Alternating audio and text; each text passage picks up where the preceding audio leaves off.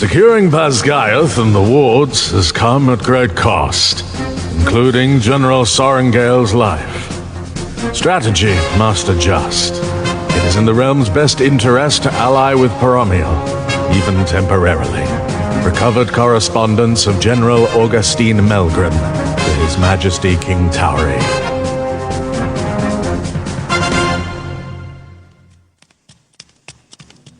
Where in Malik's name is he going? I hurry through the tunnels beneath the quadrant, trying to follow, but night is the ultimate shadow, as Xaden blends seamlessly into the darkness. If it wasn't for our dragon's bond leading me to his general direction, and the sporadic disappearance of mage lights, I'd never think that he's masked somewhere ahead of me. Fear holds me with an icy fist, and my footing grows unsteady. He kept his head down this evening, guarded by Bodhi and Garrick while we waited for news about Sawyer's injuries after the battle that nearly cost us Basgiath. But there's no telling what he's doing now.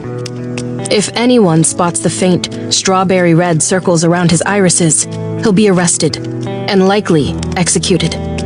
According to the texts I've read, they'll fade at this phase. But until they do, what could possibly be important enough for him to risk being seen?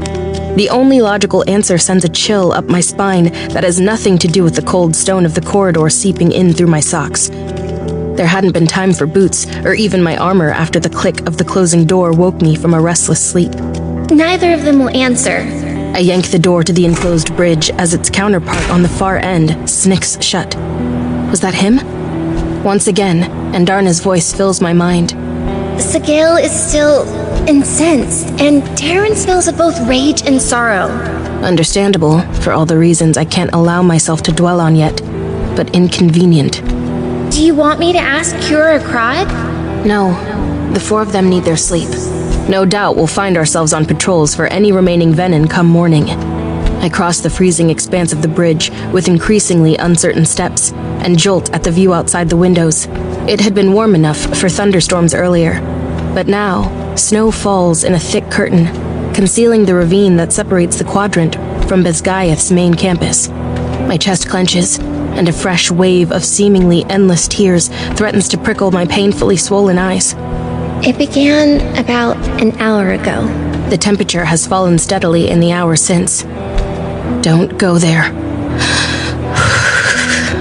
I force everything I can't handle into a neat, mentally fireproof box and stash it somewhere deep inside me. It's too late to save Mom, but I'll be damned if I let Xaden get himself killed. You can grieve. Andarna reminds me as I pull open the door to the healer quadrant and enter the crowded hall. Wounded in every color of uniform line the sides of the stone tunnel, and healers dart in and out of the infirmary doors. If I wallow in every loss, that's all I'll ever have time for. I've learned that lesson well over the past 18 months. Passing a set of clearly intoxicated infantry cadets, I cut through what's become an expanding sickbay, searching for a blur of darkness. This part of the quadrant didn't sustain any damage, but it still reeks of sulfur and ash. May your mother be remembered. To General Sorrengail, the flame of Basgiath. My stomach twists tighter as I forge ahead without reply. When I approach the corner, then turn it, I see a patch of darkness enveloping the right side of the wall for a stuttering heartbeat. And then, the stairwell to the interrogation chamber appears, flanked by 2 groggy guards. Shadows slip down the steps. Fuck. Usually I love being right, but in this instance, I was hoping otherwise. I reach for Xaden mentally, but there's only a thick wall of chilled onyx. I have to get past these guards.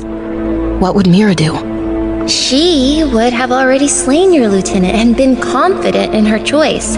Your sister is an act first, ask questions later kind of writer. Not helpful, and Darna's right. Mira will kill Xaden if she finds out he's channeled from the earth, regardless of the circumstances. But confidence? That's not a bad idea. I muster every ounce of arrogance I can scrounge up or fake, straighten my shoulders, lift my chin, and stride toward the guards, praying I look steadier than I feel. I need an audience with the prisoner. The 2 men glance at each other, and then the taller one on the left speaks up. We're under orders from Melgren not to allow anyone down these steps. Tell me, if the man directly